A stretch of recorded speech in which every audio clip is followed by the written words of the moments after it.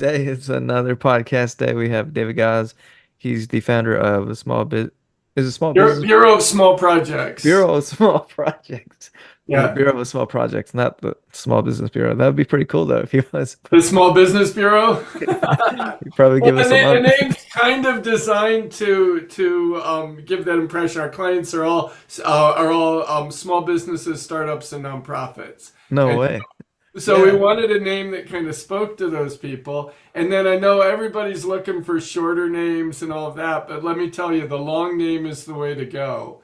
Yeah. We Yeah. get so many people that reach out, and I hated the name at first. It took me a while to like the name, but we Uh-huh. test everything, and we just go by what works from the data. And I had one name that I loved was Zentropy, because Nice. we're all about kindness and kindness is a tool for success. And so I love the name Zentropy, but it didn't resonate with people. And the Bureau of Small Projects, I mean, we get Oh, three yeah. to five people every single day that reach out to work with us, like clockwork, every single day. Man. And and they all tell me how much they love the name. And I hated it, but it was the one that worked the best when we were testing it. And now I've just grown to vibe with it. Man, yeah, David, where I guess like before we get into like the crux of the conversation, like can you tell us like where you're from and like you're down in LA, I assume, but I could Yeah, be wrong. yeah, no, we're in LA. We used to be downtown. We used to be like in a penthouse of the Federal Reserve Bank building downtown. It was a really cool office. But then during COVID, nobody ever came into the office. Clients didn't, our team didn't. So we kind of did what everybody did, and I love it, Hmm. is we went virtual. And so then I moved the office to PV Palos Verdes, which is LA, but I live in Palos Verdes, so I figured if nobody's coming in the office, let South me Bay, huh? yeah, let me move it close to my house, and still no even less people. I mean, I guess you can't get less than nobody. But now our office is basically a man cave because clients never want to go there, and our team never goes there. And then we Yeah. started hiring people all over the country, so we Yeah. embrace the virtual What do you environment. guys do? I know that you guys are in the film a little bit has to do with film, right? Like you guys make kind of documentaries or sorry, what you know? We do, but we're a branding agency.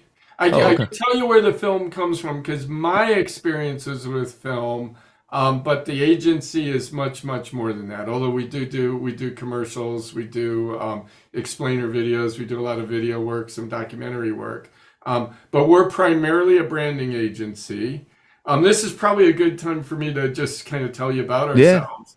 Yeah. Is I've got personally a very diverse career. I would start out as a fashion photographer in Paris, then wound up segueing into film, where I did a feature film for Universal. Wound up doing a bunch of documentaries, and about 10 years ago now, I was a partner in a firm that worked exclusively with Fortune 500 companies and big brands, doing branding and web development and stuff like that. And we were politically in a time very much like we are today, where everybody was just being nasty to each other. Oh yeah. And I'm starting to think it's always been that way now. And so I was reading this article in Scientific American by these guys, James Fowler and Nicholas Christakis at Harvard University. And they scientifically prove that kindness is contagious.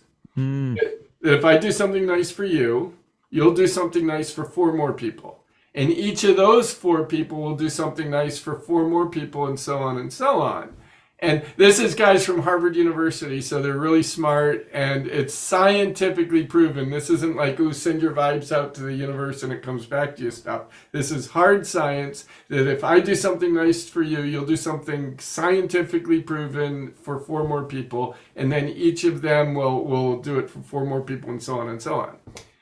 So, being in branding and marketing, we love anything that's kind of viral like that. So, immediately I thought this is kind of cool. But then I thought maybe this will solve my problem with people being nice to each other.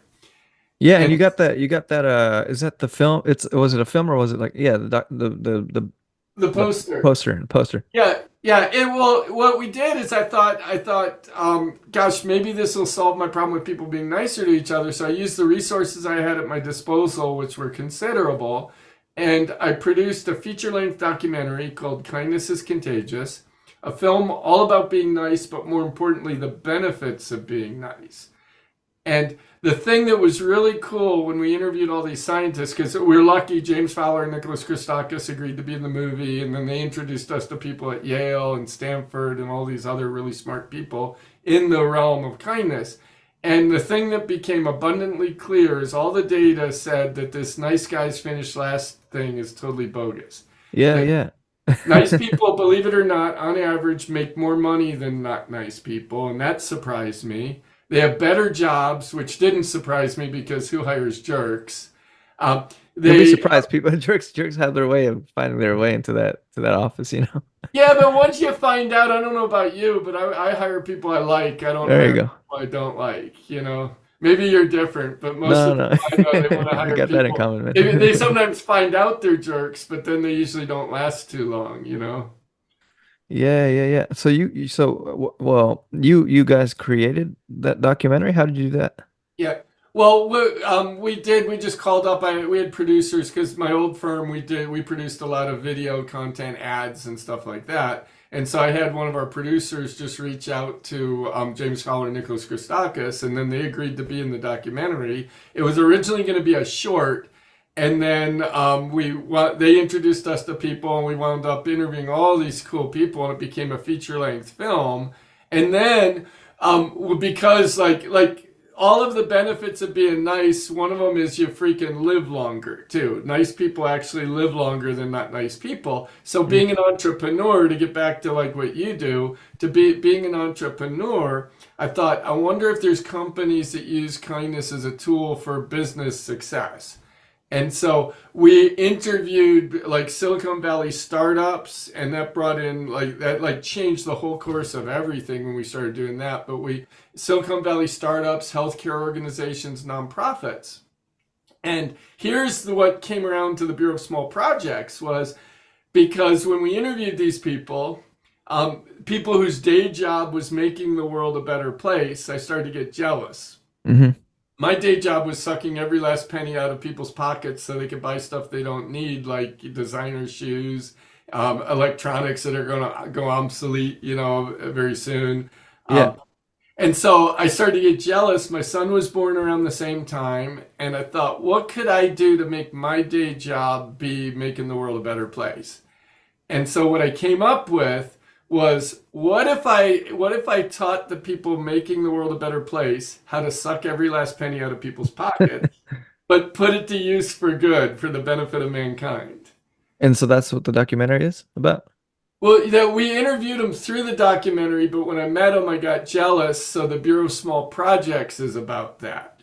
As, Oh, as I thought, okay, well, in my old company, rather than work with all these Fortune 500 brands, what if we kind of shift things? So I created the Bureau of Small Projects as an incubator within my old company to work exclusively with startups and nonprofits and small businesses, but the ones that are making a difference in the world. And with that, this was about 10 years ago, and people seemed to like it. So we spun it off into its own company, and we've doubled in size every year. We just made the Inc. 5000 list of fastest growing companies in America this year. congrats, man. That's awesome. Yeah. It shocked me. I mean, I was surprised at how well it did, but good God, I love it. Absolutely love working with entrepreneurs. How do you guys just charge based off of like what they were asking for, or like, yeah, what's the business model there? Well, what we do, yeah, we when we're working with big brands, right? It's very different because it's all about billable hours. And when we started working with these smaller like startups, now startups just don't have the resources of these Right. big brands. So we switched to kind of a flat rate model, and then we streamlined it because Mercedes was a client of my old company, and a small startup is not going to have the budget of Mercedes. So we had to streamline things that how do we apply these principles to small businesses, startups, nonprofits. And to give you an example of that, is most when we're a branding agency fundamentally, and when people come to us for branding, when a small business comes to us, they usually mean a logo. Oh, okay. And when you're working with a Fortune 500 company, when they come to you for branding, it's all strategy. Um, Mm. like look at Coca-Cola. They've got like a whole bunch of different Coke logos. Ford, every time you look at a truck, it's a different logo on the truck. Go to Disneyland, and they've got a whole bunch of different Disney logos. And that emphasizes that brand is not about a It, logo. It's about your value proposition, what makes you different and better than your competitors. So we kind of packaged this into something that was affordable for startups and small businesses. And then it's a kind of a flat rate model. So we give them kind of a menu of what we recommend. We've got like a 7-step process. And then we kind of start with, we call it evolutionary branding. So we take the lowest hanging fruit, the things that they're having the most trouble with, we fix that first. And then once that's fixed, we move to the next most important thing, and so on and so on. You know, yeah, I'm reading Big Brand Experience to put your small business and your startups and your known profits. And you got the film, what is that? Black Panther back in there. So do you have any affiliation with them or like how? yeah, well, we worked with the company that like we work with film producers. It's kind of funny because we'll often work with entrepreneurial projects with big companies because I like to say we work exclusively with small business startups and nonprofits. But Warner Brothers is a client of ours, Universal. We've got a Wow. bunch. Yeah, this was distributed through Universal and Cinedigm, which are big companies. But often we'll do projects that are how should I say it, that they're Canon's a client of ours, for example, but we don't work directly with Canon. We work with Arcules, which is an AI The startup. it's But like an agency thing or like a no, well, Canon hired us. The Canon Group hired us. We're the agency of record to work with Arcules, which is an AI startup that's under the Canon umbrella. umbrella. Oh Yeah. yeah. So that's how we still work with big companies, but as an entrepreneurial. And then we'll work on films or video games and stuff like that, where we're hired by the parent corporation, but we work on the specific Oh entities. man, I gotta see this in Switzerland, action. huh? I gotta come to the set and see something going down, behind the Yeah. scenes. Well, that was years ago.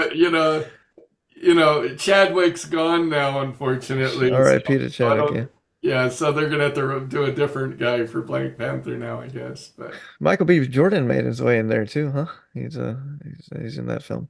Well, David, like with what you guys are doing, like how do you start that? I mean, of course you start the company, but then you just have to happen to have like people who can do you get a loan from the bank to finance this? Like how does it go down, Like or you take well, how does that work? that's a real good question. So I got lucky because I was a partner in another company, and then we started the bureau as kind of an incubator within that company. But then I got in a fight with my business partner because I was spending all my time with the bureau's work. I love working with entrepreneurs. And then he said at one point, "Hey David, why don't you come and work with our real clients?" And he even did the air quote thing. Huh. And I said, "Hey, maybe you haven't looked at the balance sheet lately, but it seems like now we're financing your real clients." And then we got in one of those huge founder fights. And so he took the parent company, I took the Bureau of Small Projects, and we split off. So I left with a small team of people who were already working with the Bureau. I left with a couple of the clients. But then, where your question's kind of interesting, is we found ourselves, I had a non-compete clause Oh. in my agreement. So I had a handful of clients where I was allowed to take, but not enough to keep an agency going.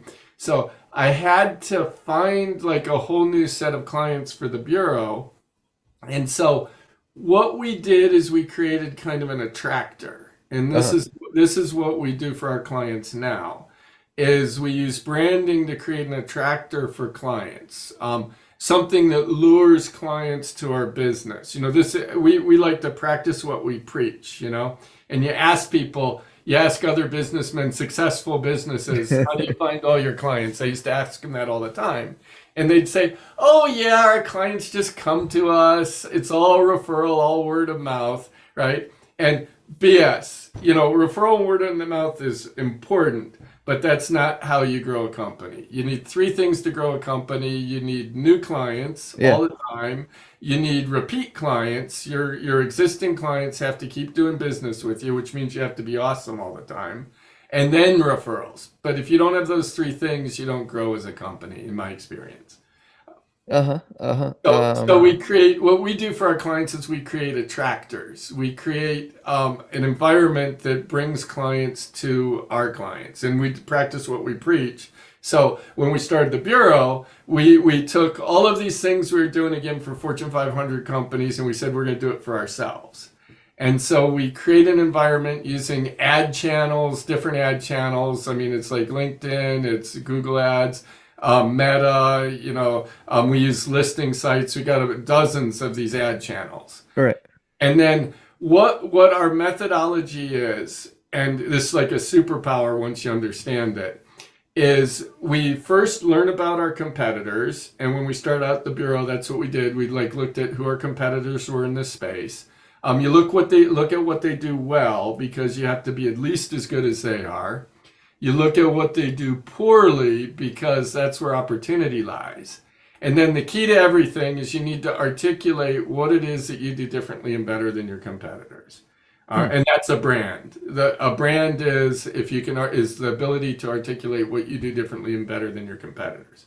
And then marketing, getting clients is super easy after that, because if it's right, if it's good, and if it's sincerely different and better than your competitors, all you have to do is throw it out into the world and people come to you. And there's Yeah. been never more places to throw this out to the world. Yeah. Dave, did you like ever, I guess like, did you ever struggle with scaling a company type of thing, or like was it just all sunshine and rainbows with the Oh, no, no, no, no, no. So excellent question. So the challenge that we never had the challenge, knock on wood, of getting clients, right? Again, 3 to 5 people every single day that come to us. But scaling's a whole other thing. Our company went to hell. It still goes to hell probably every single year. Every single year it just goes to hell trying to scale. When we first had scaling from 3 to 5 people was about 5 people was about what we left with. And then when you double, you go from 5 to 10.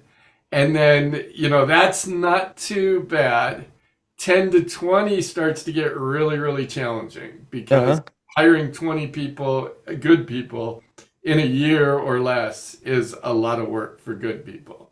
Yeah, Uh, yeah, yeah. then 20 to 40 got really, really challenging. And now we're getting above the 40 mark and scaling, finding talented people. Oh my God, if you know any super talented people, send them our way. Yeah, I'll let you know, man. Yeah, we can't hire fast enough, and they all have to have Fortune 500 big brand experience. That's what we sell to our clients. But oh, good God! And then when you get groups of people, they argue with each other, and it's all personnel problems. Is scaling.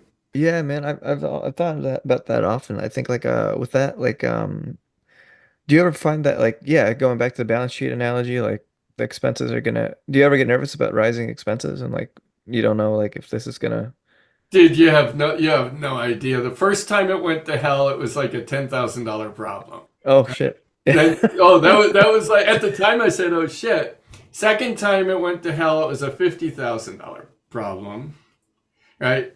Yeah, After yeah. that, it was a $100,000 problem, and then this last year it went to hell. It was a $500,000 problem. A year But ago this time, $500,000. well, by that I mean no, yeah, every business is a struggle, but I mean by that like I guess could you tell me a little bit more maybe more context into like why you think that happened or like I guess it's just If you want to hear it, I'll tell you exactly why it happened. if you're able to if it's not too Yeah, much trouble, you know, yeah. I'd be So interested. Yeah, so when you start growing really quickly, right? When you get into that double in size thing, right? Again, when it's doubling, when it's like, 2 people to 4 people, 4 people to 8 people, that not too much of a problem because you can talk to everybody yourself, right? When you start getting bigger than that, you don't really have enough time in the day to know all of your clients, and you Uh, don't have enough time in the day to know all your employees from a scaling standpoint. As a one-man show. So you have to think about, how do we start to delegate? How do we, I love our clients. I want to spend all my time with our clients. So it's almost like freeing up my time so I can just chat with clients, right? I don't have to charge them for my time if they have advice. I give every one of them my phone call, or my phone number so they can call if they have questions. But then this is where you start to get in trouble, because scaling, you can't solve anything on your own. hmm And so where we went, the $500,000 problem is we started to delegate things internally. You start having bookkeepers that look over the numbers rather than me personally looking over the numbers. hmm You've got operations folks that now start keeping the day-to-day stuff going. And then the mistake that I made is, you read these business books, right? Sure. And they always say, throw the problem at your people, don't tell them how to solve the problem. Throw the problem at them and let them solve it themselves. And I thought, oh, you read the book, you're like, oh my God, this is the magic formula. So I did that. But when you're growing a company, you gain experience at solving these problems. You kind of know the operations and the day-to-day things. And my mistake was I didn't share that with any of the people I was asking to solve the problems. I just said, hey, here's the problem. You handle it any way you see fit. And then I backed off and started getting into big picture stuff, which was really fun. Um, but I didn't give them the tools, and I didn't give them the benefit of my experience. And so a lot of the things that I learned the hard way, they had to relearn the hard way. And it was things like, we try to pay the people on our team very, very well. All our employees are paid very well. And then we want to hire the absolute best of the best of the best. hmm Everybody in your team has to have Fortune 500 companies, and they have to have kind of awesome experience, right? They have to be super smart, talented, and all that. So that costs a lot of money. And so what we did is we started hiring better and better people, but we didn't raise our prices. Nah. And so everything seemed to be going well because we were growing, and because we're growing, more work was coming in, and it was kind of offsetting everything. But then we hit a critical mass where, since we didn't raise our prices, all of our salaries were more expensive than what we were charging clients. Yeah, yeah. What are the expenses from a standpoint? Like, is it, I mean, outside of salary and general administration, like marketing and all those types of things, like like would it be, I guess, yeah, what would be like more expenses into like this type of company? Because I'm kind of unfamiliar, but I could Yeah. tell like Well, there's, first of all, when you get to a certain size, office expenses aren't oh, really right. that significant. They aren't, like, everybody says, oh my God, office space, but office space, especially these days, since the pandemic, is cheap. The big expenses are salaries, because we sell people. We're a service-based business, right? So we sell people, and we want the best of the best of the best. So it's very expensive to hire folks like that. Yeah. And our biggest expense by far is salary. That accounts for half of all of our expense. Half of our revenue is salary. Uh, From there, what do people typically do? Do they like get a loan from the bank, or like do they figure out a new way to finance everything? Because yeah. one thing could go wrong, right? Like a client could decline or fall off the map or something, right? And like, Well, this you kind of learn. See, we're the Bureau of Small Projects. All of our clients are small businesses and startups, so we don't have any one client that is a disproportionate amount of our revenue. So losing a client, having a client not pay us, isn't oh, catastrophic at all, right? Because it's just spread out through so many clients that we have, that it just by nature of our business. Um, Loans are something that I think the most important thing is you have to have the clients, and that's what we're really good at. Because if you have the clients, anybody will lend you money. So definitely loans figure into it, but it's more how to cover expenses and operations rather than like a startup or a gamble, like a loan where, oh, I'm going to take out this loan and see if we're successful. They're basically lending us money based on our revenue. So there's kind of guarantees against it. That's not too much of the problem. I think the key thing is you just have to make sure that you have lots and lots of clients. You know, Yeah, yeah, man. I mean, David, for you, was it difficult to like trust the people you hired? I mean, I feel like for me, when I think about that, it's like you want to give them as much guidance and all that, but I guess like there is a time frame where you give them the full, like almost the full responsibility of whatever it is like they're brought on to do, right? Yeah, that's an excellent question. You have to build that into kind of how you grow your company, right? Because you don't want to, new people, you don't give them all the responsibility at first. You kind of have them shadow somebody who's experienced. We hire before we need the people, right? We don't wait till we have the job to hire them. We hire them ahead of time, and then they work with our clients on existing jobs, on existing projects with another similar skilled team member. We're lucky because everybody on our team is an expert, they're a specialist, and they have Fortune 500 experience. So we're hiring already very experienced people. So they know how to do their job really well. What they don't know is how to integrate with our company, with the bureau. So most of our training is along with that, but they're usually pretty darn good at their jobs. But the one thing that we realized is we're a bunch of weirdos. Oh shit. And we have to hire weirdos because as we started to grow, I was hiring people with phenomenal experience, Right. um, but they didn't get along so well with other people on the team. Are you David, I guess like a little bit random, but going back to like your point about nice guys finishing last or contradict or going against Yep. that, did you have you ever like heard that quote by Ken Blanchard? He says that nice guys finish last, but they're running often a different race. Have you ever heard of that? I haven't. I haven't. I mean, I think it's interesting. I don't like the last part about it, though. Still, nice guys finishing last. I think it's kind of negative. What nice guys just crush everybody else. Yeah, In yeah, yeah. general, there's a couple very high profile, not nice people that do really well. But you know the thing that they say about how CEOs are psychopaths. Um, Possibly, yeah. The Narcissists, vast majority psychopaths, of something like that. psychopaths are in prison, though. So you Oh, get a okay. few that are like the really high paid CEOs and stuff like that, but the vast majority of psychopaths are in prison.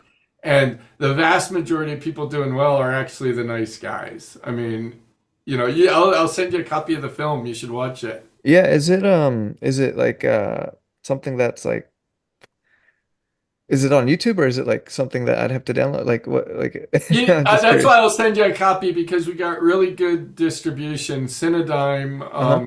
distributed it, and Thank you. we got massive distribution, and so there, since that's how they make their livelihood, you got to pay for it. Very true, very true. Yeah, man. I mean But I can give you a free copy because we maintain the educational rights to the Oh, film. okay. It just kind of got forgotten, and I was like, "Ooh, we still have the educational rights." Well, So I can educate you. So you have to watch it with an educational eye if I send it to you for I'll free. do it, man. Yeah. Yeah. I probably know like a professor who teaches a class who might want to teach it to the kids if that's actually I'll give it to them for free. Anything educational I can give away for free. Oh, But yeah, thank you. if you want to do it online, you have to. It's Amazon, Oh. Apple, and then you got to pay full price for it. Wow, yeah, David, thank you. Yeah, yeah. I'm guessing it's a good film. I wanted to look more into it, but wasn't able to, of course, for those kind of reasons. But when It'll you change your life. yeah, yeah, David, so like I guess you create content, which is films, and is that the biggest part of the service that you guys do for the business the clients that you guys have, or like what else you guys do? No, at the Bureau of Small Projects, I'd say well, it's kind of multi-tiered, right? Our biggest draw is branding. So clients come to us for branding. The first place that people see a brand is a website. Sure. So we've got a full web development team. And then we've got, once you got a website, you need to get it out into the world. So we've got a marketing team that does that. We try to keep our clients through the whole flow, the whole workflow. And then for all of this, you need content, which is why we create content. But I'd say content creation is probably a quarter of our business, Yeah. Th branding th a quarter, website development a quarter, and marketing a Does it quarter. cost like an arm and a leg for like these startups? Like, or what do you think like the price range? I know it could vary, right? And then you did mention a flat rate. Just curious about like how It, you it, guys do it that. depends on what you need. One of the things that we've been worried about is as we grow, we get bigger and bigger companies that come to us. Like I mentioned, Canon Group came to us, Switzerland, the country came to us, the actual country. So our base projects are getting fairly expensive now, but we don't want to lose the clients that put us on the map, and we're basically entrepreneurs for entrepreneurs. Right. So we've created for everything that we offer, we've got a very entrepreneurial friendly version of it. So if somebody wants a killer website, we've got a way to do it for like, $5,000 or $6,000. Marketing can get very, very expensive, as you know. But we have this thing we call our full marketing program the Wheel of Fortune, and we've Okay. got this method. However, the monthly costs of that are pretty expensive. But we have what we call for startups and early stage startups, especially. We have what we call the training wheel, where Oh, we have our experts that just know what to do, have it in our bone. With the training wheel, we teach the startups how to do this stuff themselves the right way, the way Fortune 500 companies do it. nice. Yeah, I just am curious, man. Just I guess like it seems like I think yeah, you bring in that Fortune 500 brand, 5,000 brand for smaller company. I do see the angle now. Yeah, it's like how else would a startup work with like an agency that can do that for them with Yeah, we're wide open with that. It's beautiful because one of the things when I was a partner in the Fortune 500 company, landing clients, everybody wants to work with the Fortune 500 companies. would that be like a publicist or like an ad agency or like what's a example right there of those? Well, no, no, no. We were the ad agency, and we'd work with directly with like Mercedes, Harbor Freight Tools was a client of ours, Oh, okay. um, big, big companies. And so what we would do is, when you want to land a new client, you had to go golfing with them. It was like a whole thing. Spend a lot of money on dinners and stuff like that. And everybody we're competing against was good. When you're working with Mercedes, all the other agencies on Mercedes were good. Yeah, But yeah. with the Bureau of Small Projects, the beautiful thing is, right, is when your competition are smaller agencies that Oh, generally work with the startups. Whenever they get good at what they do, they go after the Fortune 500 companies, right? So right, it right. leaves the field kind of wide open for us because our clients, they just don't have access unless they want to spend a fortune to the big agencies. But Oh, cool. that said, we took the U.S. Department of Fish and Wildlife away from Gray, which is one of the biggest agencies out there. With the Bureau of Small Projects, our tiny, small projects. We've Uh-huh. been taking work away from big companies, and we're on invest. I'm super proud of this. Is we've been named for 4 years in a row on Investopedia as the best one of the 10 best ad agencies in the world. And it's all companies like Gray,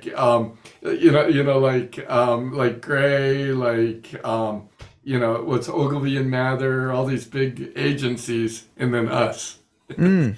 So it's kind of cool, this list of all these humongous agencies and us and Investopedia. So we've been really lucky, knock on wood. Yeah, man. Yeah. And do you guys handle like all the advertising for like these small businesses or Yeah, if they want, or like I say, if they don't have the resources to have us do it, we teach them how to do it the right way. wow. And for you to teach them, I guess you had to hire like what 30 people to do that, right? Like that's what the Oh no, no, more, much, much more than that. But we've got that's another advantage of working with somebody like us, though, is because we've got people that have not only specialized skills, but they're also specialized in certain niches.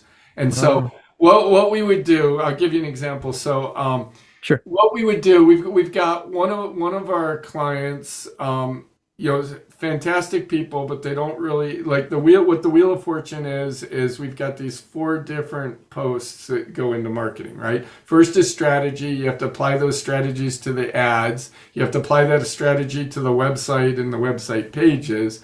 And then you have to look at the heat map and analytics from those pages to get the data on what's converting, what's not. And then you have to redo the strategy and then apply it and again and again and again. That's what we call the Wheel of Fortune. So to have our specialists do each one of those roles, it gets very expensive, as you can imagine. But with a startup that doesn't have a real good budget, but they've got a little more human resources on their hands, then they meet with one of our specialists, like a strategy specialist. They'll talk to them about like how to tweak their strategy to bring more people to them, that different and better thing. Hmm. And then when they want to learn how to run ads, I don't know if you've ever run ads on LinkedIn or Google or Meta. It's not at all simple. So when they're learning to run the ads, they've got our expert on media buying that will teach them exactly how to run the ads for the best results. We'll teach them all the little things that they've spent their whole career learning. Uh-huh. And then when they need to make changes to a landing page to optimize it for conversion, our conversion optimization expert will work with them and just show them all the sneaky little tricks that you do to get people to buy stuff, right? Yeah, yeah, yeah. It's not like art. When you get into really understanding branding and marketing and stuff, it's all science. Like there's things that I can do that will make you buy stuff. That it just works with triggers in your brain that make you buy stuff. And that's like what the big brands do with everything. And then we just show smaller organizations how to do that themselves. Yeah, I mean, David, when you mentioned that the clients that come to you, do you have to do like this sort of like salesy, not salesy, but like, yeah, kind of salesy, right? Like making sure that they become a client, like not No, we necessarily. we discourage them from becoming clients. Okay. It's Reverse all psychology. about. Well, no. It's not at all trick or reverse psychology. It's interesting that you say that. So when we're talking about kindness, right? When you throw kindness out to the world, this is the part that's really cool. Is when you put like if you look at our website, go look at the about page. All we talk about is kindness. Right. So we attract people like that. So the people that come to us are the most wonderful, adorable clients you could ever ask for. Uh-huh. Just absolutely spectacular.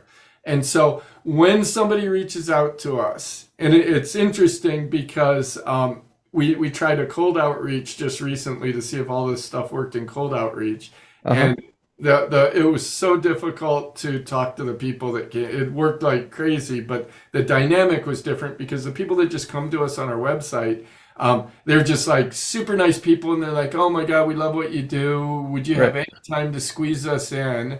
And so when I say we discourage people, is we're looking for the right fit, right? Hmm. It's all about the fit. You've probably had clients that were like the clients from hell that you've dealt with. The most businesses have a few clients from hell. Oh shit. We Yeah. don't. We Didn't think don't. about that. We don't have any clients from hell. Uh-huh. We discourage that. So our sales process isn't like, hey, you should work with us. It's like, let's figure out if we're a good fit with each other. Because we don't want you to work with us if it's not a good fit. Okay. No, And yeah, then that's good to know. And then the beautiful thing about creating these attractors, when you get 3 to 5 people every single day like clockwork reaching out to you, you can choose who you want to work with. when you, I guess, David, I guess like to for the audience too, like when you get into like that sales conversation, not the conversation, but the part where you say this is the price, this is that, what do you want to do? Yeah. Are you, is there like science for that you apply to, or like, or that your team does, or Now, our prices are based on two factors. Like I say, we pay our team really well. So we have certain just costs for what we do. And then we're not at all greedy. Like one thing that I told you, I love our clients. I absolutely love our niche. I love our clients. I love working with entrepreneurs. And so we don't want to raise our prices to the point where we're going to not be able to work with the people we love to work with. So we try to keep them in a zone, and we're very sensitive. I'd say we price to what our clients, what works for our clients. You know, Oh, okay. we just want to keep those kind of people, just to have always every single day adorable, wonderful clients. Yeah, I mean it's interesting. Like I guess David, if we were to switch shoes, I guess this would be a weird question. If you were somebody who ran a podcast and you Yeah. had somebody who wanted to pay for advertising or whatever, um, how would you I guess get them to be your client, right? Like you would just say like, Are you asking as if you wanted to if you potentially want to be one of our clients, and how would we work with you? oh, I think I'm asking like if you were like selling ads for, like if you were like to be an advertiser on something like, or maybe yeah, how have you seen like in your career or in this job particularly, like how have Well, first of all, we don't do any selling at all. We don't sell anything. We attract. We do absolutely no selling. We try very hard not to sell. It's interesting what you said about the podcast, though, because at last year when we got ourselves financially in trouble a little bit, one of the things I did is we just had such an influx of cash because we're growing so quickly. I was like, woohoo! And I went to art school, so I'm not really a great businessman. And so we advertised on podcasts, right? Where we had a broker that advertised on podcasts. And so what we did is we paid the podcast a fee to run we just talked about what we do differently and better. right? And it was not it brought a lot of clients, but the cost of the advertising, the cost of acquisition Was wasn't more than the was more than the revenue. But the thing that was interesting is one of those podcasts we advertised became a client of ours. nice, nice. Yeah. So we were doing the ad on their podcast, and then they said, "Hey, we'd like to do a little bit of work with you," and they became a client of ours, which was kind of Oh, wow, yeah. And yeah, I mean I think it's just interesting like to interview like this type of company. I mean, yeah, with the startups you definitely have like a different mind, right? Like for scaling something that's riskier, right? Like this is kind of tried and true, right? Like whereas like let's say I would invent something new, like a new device for your home, like that's in the early days it's a hit or miss or like it's a very different strategy, right? But like do you see that too, David? Like if you were to be in a startup or something, like how I different think it would be. my thoughts on that are, remember we work with an awful lot of startups and small businesses, and what people ask me all the time is what makes the certain ones successful and what makes others not successful. Right. And when you work with so many people and so many entrepreneurs, you start to see patterns. Sure. And what I tell people and the pattern that I see, and I don't think it matters whether I think new is like when people have really interesting new tech, that's an advantage because there's nothing like that in the marketplace. So they're inherently different and better. But I don't think it's the newness of it. I don't think it's the funding. I think it's absolutely not funding. And I'll tell you a little story about that if you want to hear it. Hmm. But what I think makes the difference is the successful people don't quit. They don't give up, right? If what they're offering, their product isn't resonating with people, they change the product. They in the startup world, you probably know they call it a pivot. Yeah. The successful people pivot. The unsuccessful people give up. They quit. If you're an Hmm. entrepreneur, you can't fail unless you quit. That's true, yeah. Yeah. And Um, that's this thing that I see the thread between successful businesses, startups, is they don't quit. yeah, yeah, yeah. I mean, David, you got a unique experience, coming from the art world and film. Are you surprised at all, like of like what you guys have been able to do, or like, like does I, it make a I, lot I of am sense to you? Yeah, I'm constantly surprised because early on in my career, I started out doing what I do now as a creative director. Although not owning an agency, started out being employed by somebody. A company in Paris hired me. We worked with like the Musée d'Art Moderne, Le Louvre, all of these kind of like cultural institutions, very well-known cultural institutions, and then about a year into it, I just had an opportunity being in Paris, being 25 years old, to be a fashion photographer. Oh, okay. And so I jumped all over that. It was probably the coolest thing I've ever done in my life. Working with supermodels in Paris, it doesn't get much more fun than Yeah, that. man. Yeah. But then one of the things that I hated about that, and I hate about creative jobs, is I was always selling something that people wanted, but they didn't need, Oh, that's true. I can right? see that. Yeah. And I was always hustling every time. Like every time I go to a party, I was hustling. Every time I did anything, I'm hustling up my next job. I had agents who were always hustling, and we were always trying to sell stuff to people. And my whole career doing movies, I don't know if you talk a lot about movies. Have you ever tried to sell a movie before? It's brutal. Oh, like to yeah, I mean a Yeah. film, yeah, a TV show sort of, yeah. Yeah, you go to that thing in Santa Monica where they're all trying, everybody's pitching their ideas, and Uh-huh. it's super expensive, and all everybody's doing is trying to sell each other stuff, and you're just hustling all the time. And I think the big difference of what I do now that I love is we're selling people something that they need that they don't necessarily need to want. Does that make Yeah, sense? yeah, yeah, yeah. It's more like a consumer. Well, I guess it is B2B to B2C, but then again, it is more like something that they can benefit from and make them more money, right? With like the kind of product or service that you guys have Yeah. Well, versus I think it's there, like with film. when you're doing something creative like a movie or something like that, right? Like there's some amazing movies that fail. They just bomb. And it's because people have to like it, they have to want it. You never need to go see a movie. Right. But you need a website. Every business needs a website. And so when you're offering something that people need rather than something that they want, it makes it a lot easier. You just have to be really, really good at what you do. When you're Yeah, making yeah. a movie, you need something else than just being good at what you do. I mean, there's tons of unsuccessful people in the film business who are very good at what they do. Yeah, yeah. Oh, yeah, I could see that. Yeah, yeah. I mean, That I'm makes reading here. sense? Yeah, I think it does. Yeah, I could definitely put two and two together there. When you talk about, or I guess in your about page on LinkedIn, it says literally Bill Nye the Science Guy, and Yeah, yeah, what? he's awesome. He's awesome. They're a client of ours. And it's the Planetary Society. They're a nonprofit. Startups and nonprofits doesn't necessarily mean small, though, by the way. Okay, There's a lot of well-funded, nonprofits. There's a lot of well-funded startups.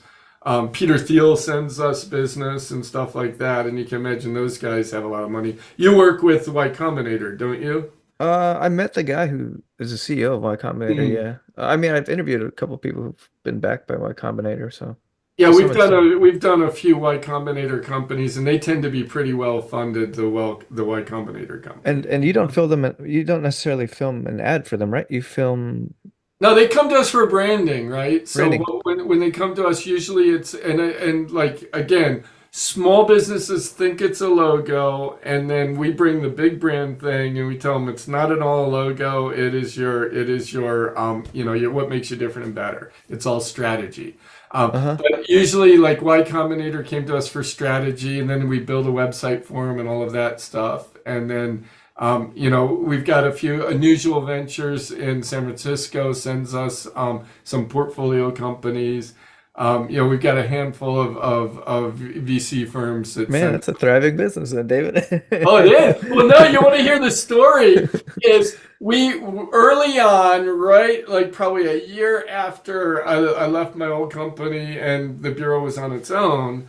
We had this client called Perspica, and it was an AI company. And this is back when nobody was talking about AI. Right. And it was an AI company.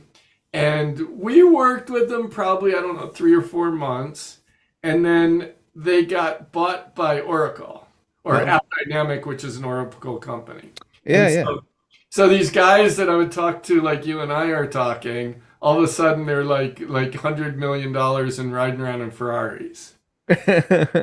Yeah, And huh?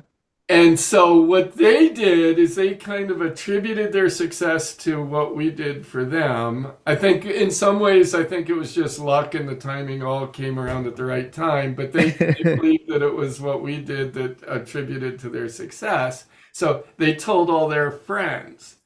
And so because they told all our friends, we had all of these AI startups coming to us, and we still do a lot of work with a lot of AI startups. We got into the niche really, really early, Cool. and they're all well-funded, super well-funded Silicon Valley companies. And then that's when things really started to explode. Oh yeah. I mean, Yeah, no, that makes sense. Yeah, I'm putting two all and two because of together. Perspica. I gotta thank those guys. Yeah, I like it. It goes back to like that thesis of kindness is Yeah. contagious, right? Well, David, I'll what are tell you, you? it's the key to everything. Kindness is contagious. It's the key to everything. It'll change your life. Yeah, the karma, dude. I think that's a real thing, man. And also, I would argue that meanness is you think meanness is contagious too, or And no? it's interesting that you said that. Meanness is absolutely contagious. And the example that James Fowler used in his book connected the power of social networks. You should check it out. It's a freaking awesome book. But the example that he uses, the film Kindness is Contagious. Don't get me wrong. It's designed with a purpose, and the purpose is to change people to show them the power of being nice to each other. But in his book, he also said that meanness is contagious, and the example that he used was in Italy, they have vendettas. And Uh-huh. so what will happen is somebody will kill somebody over a drug dealer or something, and Yeah, I can imagine. that guy's brother will kill the other guy's brother, and then that guy's brother will kill the other guy's brother, and they'll decimate entire families because of the contagious nature of meanness. I think gangs in LA do the same Wow. thing, where there's like a drive-by, and then they start killing each other till the whole thing's decimated. Goodness gracious, man. But Um, I prefer not. The contagious nature of emotions is something we touch on in the film, but I prefer to gear it towards what's going to help you be successful. And so it's the kindness part of the emotions, because like the karma thing, James Fowler said that the reason karma is contagious is because if I do something nice for you, you'll do something nice for four more people. Each of them will do something nice for four more people, right?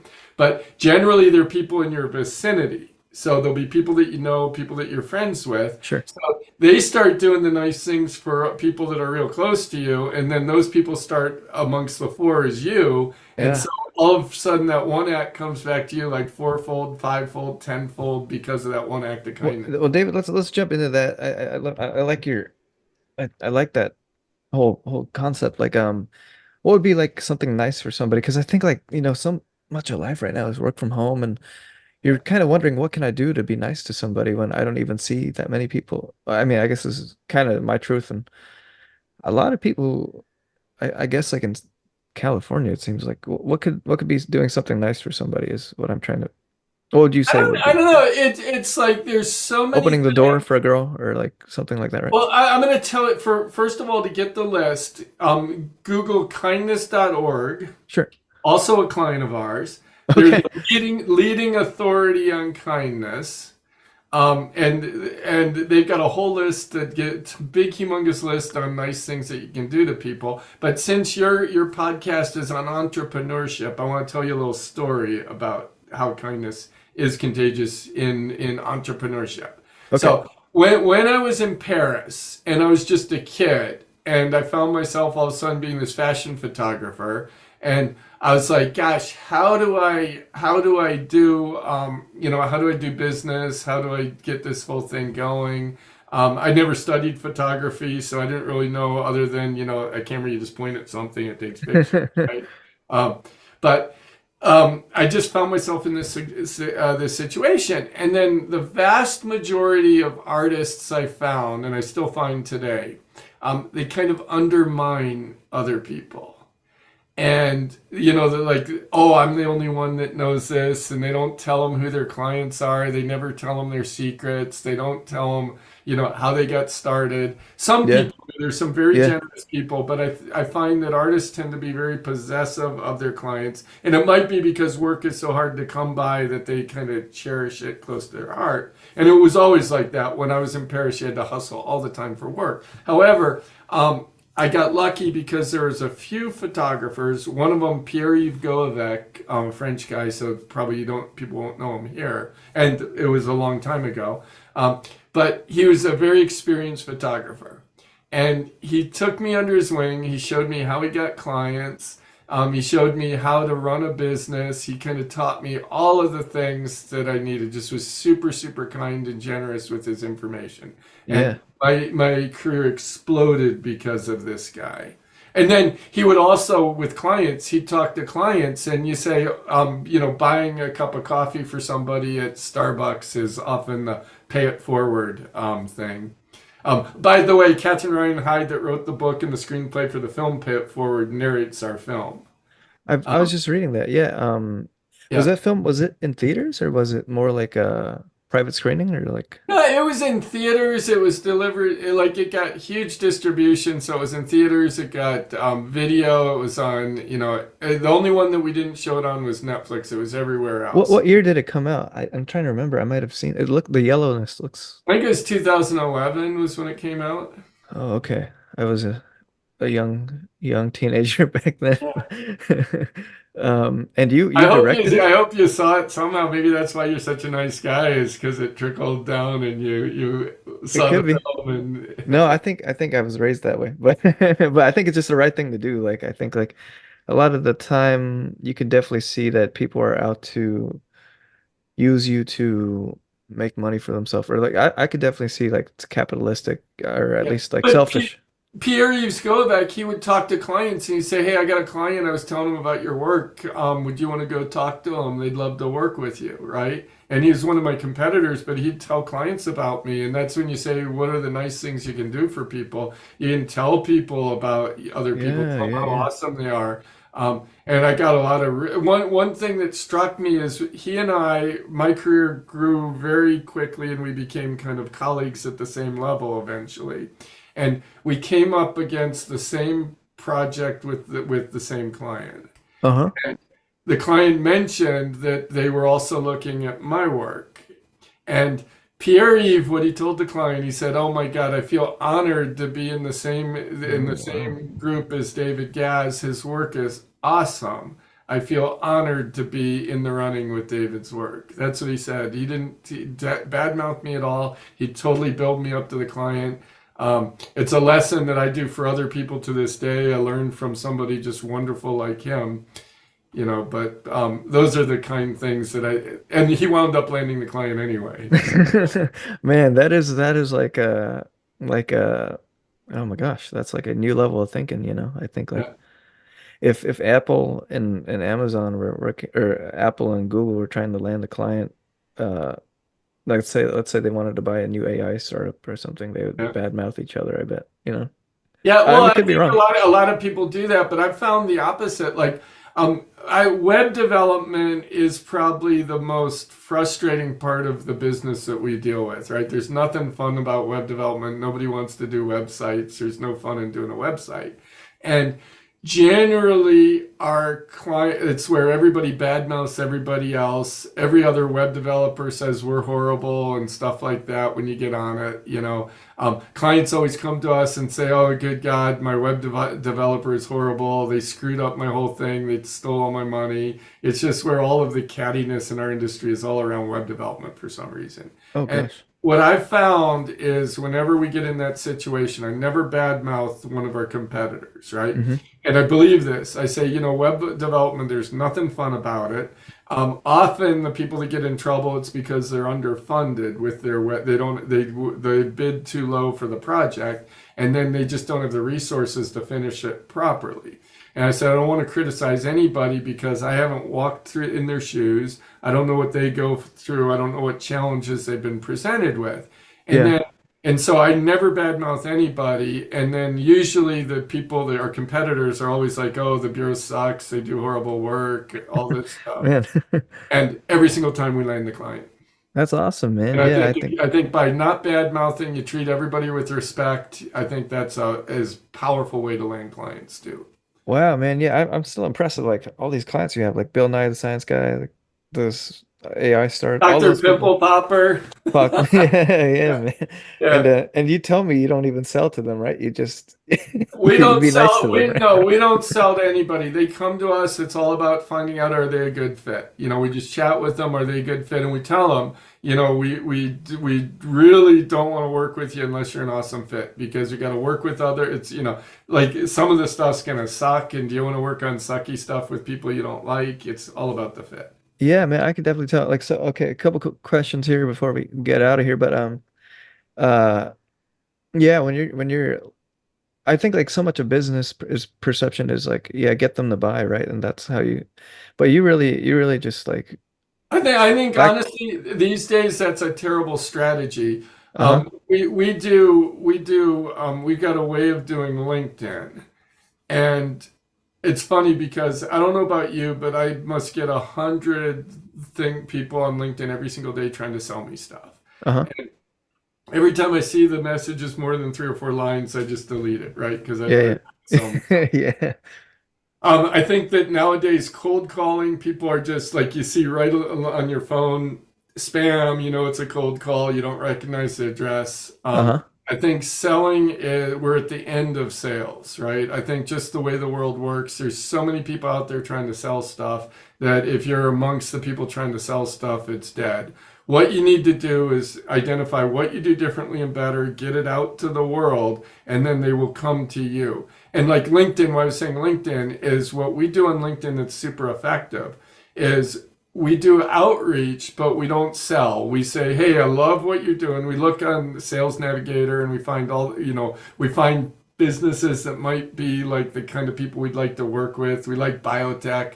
We like to say the smartest people in the world work with the Bureau of Small Projects. So we like identify people that look like they're really smart people.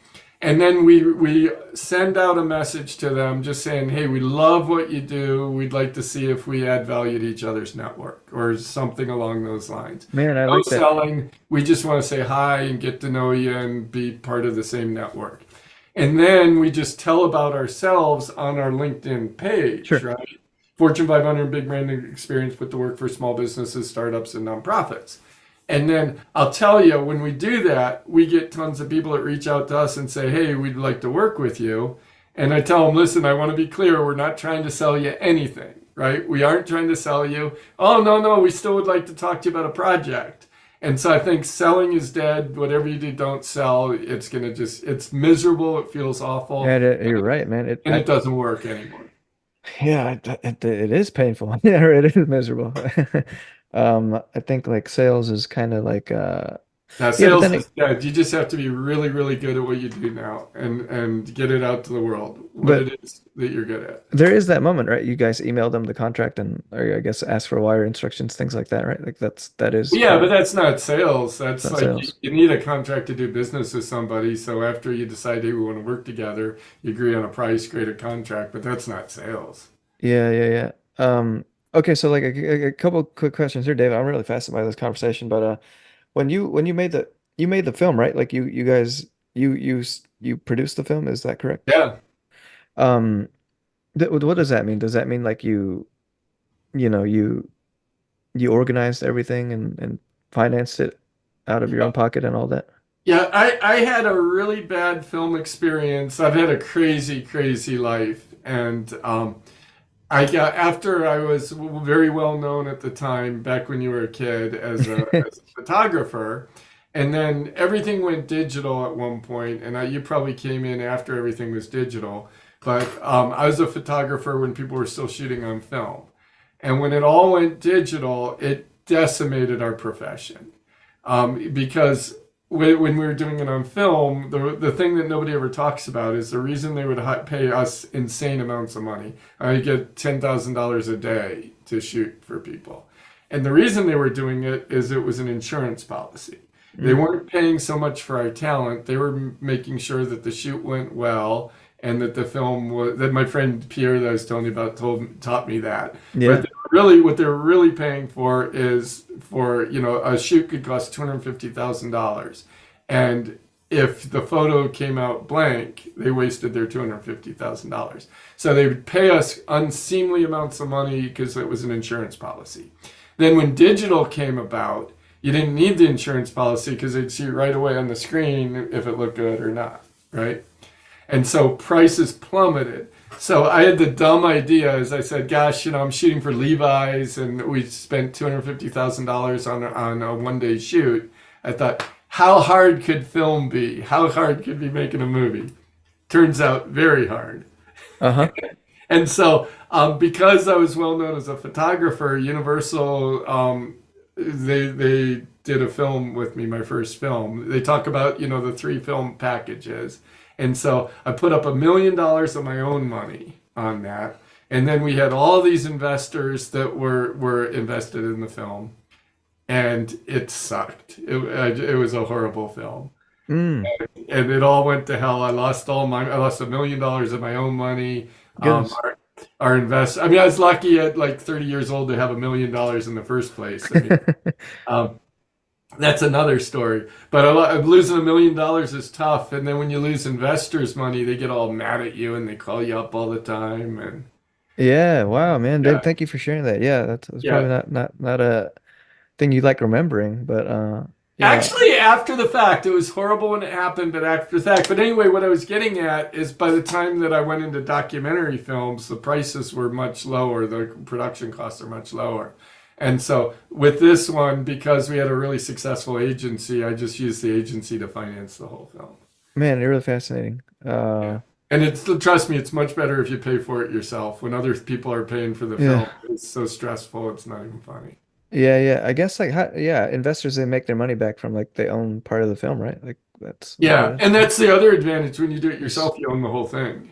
Yeah. Well, yeah, I mean, to get into that, I think like sometimes I get fascinated about like how do movies happen, but not so much recently, but like when you do that, I guess once it's out there, the net like let's say like you sold something to Hulu, Hulu paid X amount, and I guess the investors that's how they get their money back, right? Like from who Um, bought it or well, licensed it. when you're producing a film, what you do is you produce it. You either get investors or a production company will give you the money to do the film. Executive producers pay for the film. Then you make the film, and then you get a distributor to distribute the film, and that's where the money comes back to you is through the deal that you make with the distributor. Now, people who are really well known and have a huge success, they can line up all the distribution ahead of time. But on your first couple films, you have to make the film first and then find the distributor. Wow, yeah. I remember it's funny. I wanted when I started this business, like I had a mentor. He was a former CFO of HBO and he was telling me a little bit about that. Oh, So it's a good mentor. what's his name? Bob, shout out to Bob. Zyke started with a Z. I haven't You don't spoken to him. remember your mentor's name? That's Well, bad, dude. it's a I mean, it's just you meet so many people. It's like how do you remember their last? Yeah, but it's I'll remember it. It's just the one thing I chose to forget today. But yeah, David. I mean, I'm really impressed with the success you guys have had. I mean, do you have like any? Do you feel like you reached the goal already for this company, or like is it like you want to, you know? Yeah, you keep asking me questions that I could just go on forever about.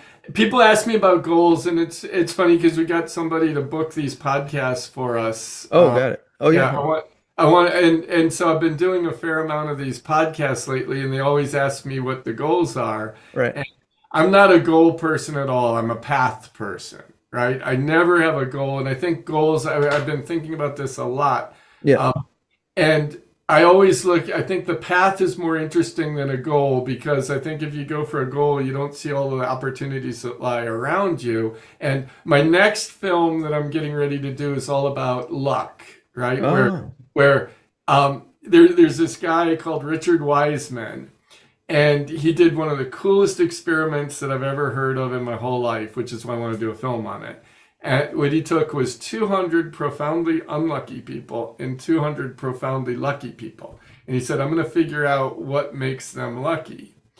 And his conclusion was that there was no supernatural thing, that luck absolutely exists, it was tangible and it happens, but there's no supernatural thing, it's behavior.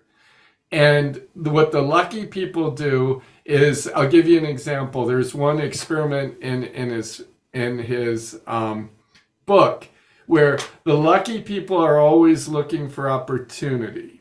For example, there's one woman that she wins all these prizes, and she's got like a garage full of flat screen TVs. She won a couple of Mercedes, and she takes trips to Europe all the time by contest prizes that she wins. And everybody goes, "Oh my God, you're so lucky." And they asked her, "Do you feel lucky?" And she goes, "Hell no, I just enter a lot of contests." And then she asks the unlucky people, "Do you ever enter contests?" And they go, "Oh God, no, why would I? I'm so unlucky. I just lose." Yeah. And so she was always looking for opportunity. And then, as far as the path and the goal models, I think the path is a model of looking for opportunity. You don't have any specific goal, but you say, "I'm going to go ahead in this direction, career-wise or anything." And then when Yeah. opportunity arises, you seize on it.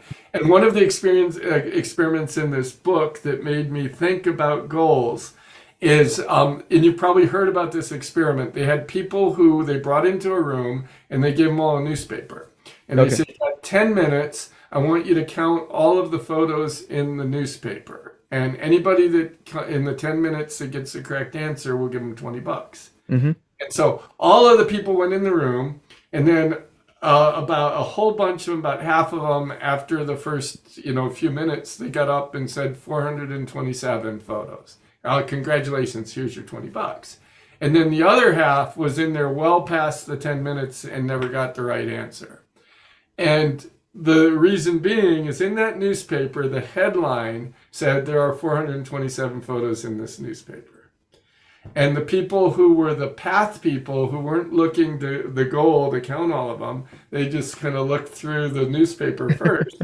They saw the headline and go, "Oh, sweet," and went up and collected their money. Yeah. Whereas the goal-oriented people that were focused on a task, right? They went into like a tunnel and they were like 1, 2, 3, 4, 5, Right. 6, counting them all. "Oh crap, I got to start all over again. I lost my place," right? Yeah. And Yeah. none of them got the right answer. And to me, that was goal oriented versus path. The people that were focused on getting the right answer were the ones that failed. And the people that just read the newspaper and saw, "Ooh, look at the headline, I'm good," right? And I think Yeah. when you go down a path in life, and that's what I've always done. I went to Paris to work at the Louvre to be a creative director for the Louvre, and I wound up being a fashion photographer because it presented myself. And the Louvre is that's where Mona Lisa is, right? Yeah, Oh. Oh yeah. wow. Would you say that you're a lucky person, David? I guess going off of that, or what do you think? I don't I know. think I'm phenomenally lucky. I've been Right. married for 25 years to the most awesome woman in the world. I've got a genius son, a thriving business, everything that I could possibly imagine. I'm very lucky.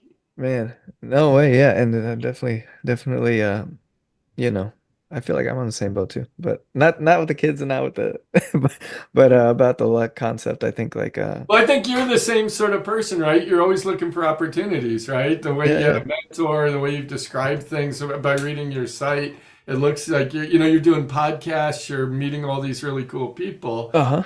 That's looking for opportunities. That was the luck is a behavior, and you seem to have all of the behavioral signs of luck. Man, I think interesting like psychology is that like you'll just see the biggest thing that we've struggled with for like the longest time, right? And like, well, we'll let that affect like all of our decisions and feelings, but it's not really the case, right? I mean, even going back to when you were struggling about with the $50,000 problem and the $100,000 problem, I think like, And the $500,000 problem. damn, then that how how do you what's your take on like difficulty, David? I mean, like it's good to, I'd love to see like I don't even know, like I don't know. If you're doing interesting things, there's going to be difficulties. It's part of life. I right. was reading. I was watching this YouTube video. I keep saying I gotta find it again. Uh-huh. Um, but it was talking about, it might be like Kurzgesagt or something, but it was talking about how we all go into the world thinking we've got to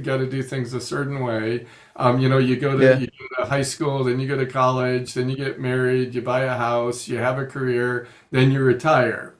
And the reality of it is life is messy. It never happens like that. Everything throws, you work your whole life and then some hedge fund steals all your money and you got no retirement and then you got to work at Walmart or something. Well, it's just the way life is. It's messy, you know.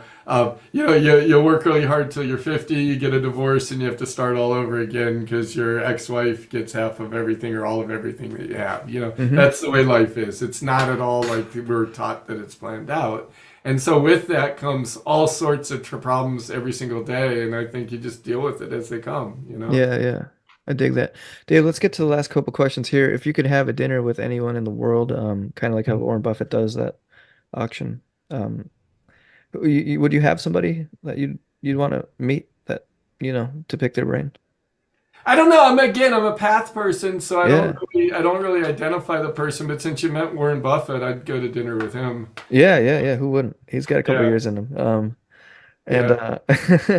oh, I guess just before we end, like to go back on that path thing versus a goal thing, I'm just starting to see the benefits of it, right? Like, so I have this goal of bench pressing 220, like 225 pounds, but I think like to see it as a path, more of like just like I'm gonna do these things, and if I get there, I get there, or when I get there, I'll get there. I But think you'll go past it if you do the path. The path is like I'm just gonna like join like a super intense gym. You know, it's like yeah. the Gold's Gym in Santa Monica where all the bodybuilders are, and just join that. And I'll bet you being around all these bodybuilders that can do 220 with one arm, you'd eventually get well past 220. Man, that's a funny one. I've got to look more into that. I think just I'll think more about what it means to be a path person. But I like your thought there, man. And you've taught us, you've taught me at least a lot of cool things about like yeah, I don't even know where to start. But Well, I've been the down the path a lot longer. I'm an old guy. I've been down the path a little bit longer than you.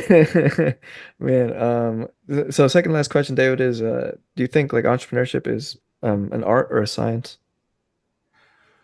I don't think it's either. I think you're born with it. I think that Uh-huh. entrepreneurship is a state, just something you're born with. I think that you can learn it, but I think the one thing that makes you an entrepreneur is that not quitting part of it. I think you have to be a certain type of person. Right. The only reason that I'm an entrepreneur, and it's one reason only, is because I can't have a boss. All I Yeah. do is fight with bosses. I get fired all the time. And Well, so Yeah, yeah, David, did you sorry, my dog might have made a sound. What is it called? Shoot, I had something interesting to ask you. I think when you come to man, what was it? I was gonna ask Oh, something I'm cool. sorry. I ruined your train of thought. No, I think it was just the sound. It might come back to me, but when you I guess like when you what could it have been? Oh, well, you were saying like you can't have a boss, but like an entrepreneurship is more of a like a it's a kind of personality, right? Oh, I was gonna say, did you ever feel like you exited the entrepreneurial space when you got successful and you could like automate a lot of tasks by hiring people? No, again, I think it's a state of being an entrepreneur. If you own a business, you're an entrepreneur. I think your whole life you're an entrepreneur. But I definitely didn't because I start tons of businesses all the time. My first business was when I was 16 years old. I owned an ice cream truck. Had an ice. Oh gosh. Yeah, and then as a photographer, you own your own business. I told you I've had like two jobs in my whole life, and I failed miserably at them. But even this day, I've got a couple other businesses that I'm starting. And Uh-huh. then the beautiful thing about the Bureau of Small Projects, right, is I always wanted to own the machine. Yeah. And now that I own the machine, I want to let it loose on my own companies because we teach other people how to attract business to them. Of course, we do it ourselves, so I do unleash it on my own company. Uh-huh. But now I'm starting some e-commerce companies, and Nice. then I'm going to use the team that I've built to Help with that. yeah, to make my e-commerce company successful. So yeah, That's a cool one. I'm an entrepreneur till the day I drop dead. Like Warren Buffett, right? Right. The guy's like he's like in his 90s now and he's still not retired. He's You still know? working. Yeah, He's still looking for stocks. yeah, yeah. And I think that's the way I admire people like him that it's just I can't see myself retiring. I'll be an entrepreneur. I'm already getting my old guy businesses in shape. I started a fly tying a business for selling fly fishing things No because way. my old guy, doing fly fishing would be fun. So I want the business up and running for when I do That's that. cool, man. Last question, David, is how would you define your startup mindset if you had to articulate one?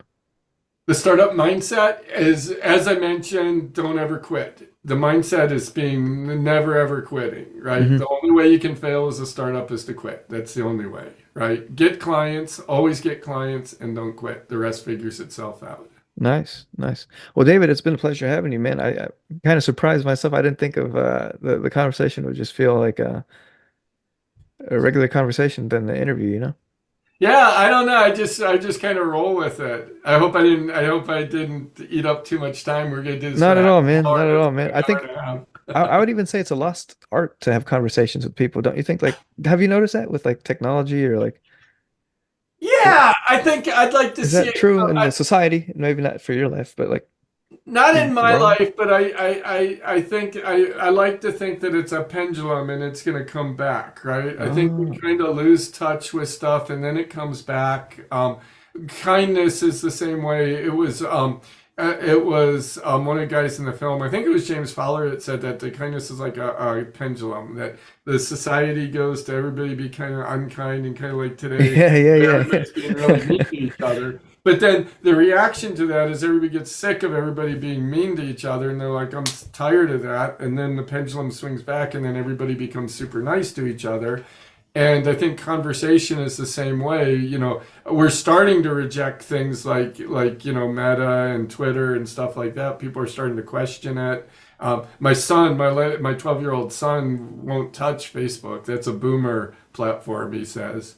Oh, yeah, Yeah, man. I deleted Instagram, and it's been 2 days since I've had it installed. So, yeah. I think that the pendulum will swing back and people start yeah. talking to each other again, especially with AI. Uh-huh. When you're talking online now, it's going to be all bots, and so people are going to want to have real conversations with people. So I think the pendulum's already swinging back.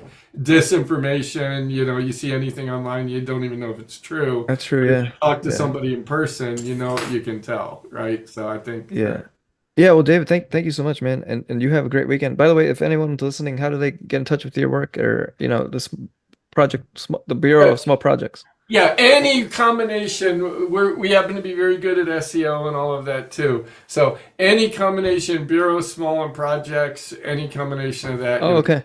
us. Yeah. Thank you, David. Yeah, I mean, it's been a pleasure, man. I learned a lot, and Oh, my uh, pleasure too. It's been fun talking to you as well.